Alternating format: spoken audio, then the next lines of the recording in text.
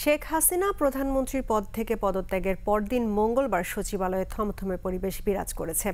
সকালে উপস্থিতি স্বাভাবিক থাকলেও 12টার দিকে নানা গুজবে অফিস ছাড়েন অনেক কর্মকর্তা কর্মচারী। মফিউর রহমানের রিপোর্ট। প্রধানমন্ত্রী থেকে শেখ হাসিনা পদত্যাগের পর সব অফিস মঙ্গলবার খুলে দেওয়া হয়, খোলে সচিবালয়ও। যথাযথ নিরাপত্তা চৌকি পেরিয়ে সংশ্লিষ্টরা প্রবেশ করেন সচিবালয়ে। নিরাপত্তার দায়িত্বে সেনাবাহিনীর পাশাপাশি সরব ছিল সাদা পোশাকে নিরাপত্তা রক্ষাকারী বাহিনী।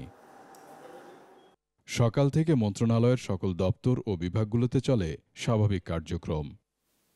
দুপুর 12টার পর হঠাৎ করেই সচিবালয়ের গাড়িগুলো চলে যেতে দেখা যায়। হেঁটে বের হন অন্যান্য কর্মকর্তা কর্মচারীরা। অর্ধেক দিন অফিসও নয়, ছুটিও হয়নি, কোনো পরিপত্র জারি হয়নি।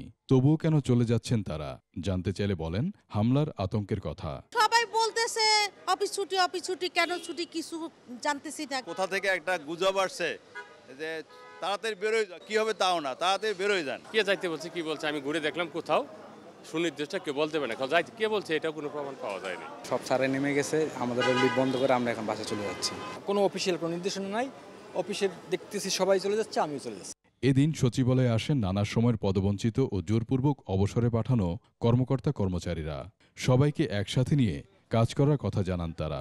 আমরা আসলে পদোন্নতি বঞ্চিত কর্মকর্তা, আমরা এসেছি মূলত যারা ঊর্ধ্বতন কর্মকর্তা আছেন তাদেরকে জানাতে। 16 বছর ধরে বৈষম্যের শিকার তারা সচিবালয়ে অনেকেই আসছে, এতদিন আসতে পারে না। যেমন আমি নিজেও, আমাকে সচিবালয় থেকে বের করে দেওয়া হয়েছে। বৈষম্য দূরের জন্য আমরা যারা বৈষম্যের শিকার হয়েছে তারা আমরা একত্র হয়ে আমাদের মত বিনিময় করেছি।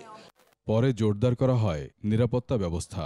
সচিবালয়ের সকল গেটে বাড়ানো হয় সেনা সদস্যের সংখ্যা।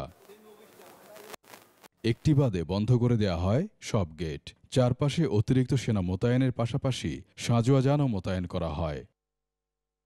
নিরাপত্তা সংশ্লিষ্টদের সাথে কথা বললে তারা জানান, সর্বোচ্চ নিরাপত্তা পাওয়া প্রতিষ্ঠান ও স্থাপনার মধ্যে সচিবালয় একটি। মফিউর রহমান, 21 টেলিভিশন, ঢাকা।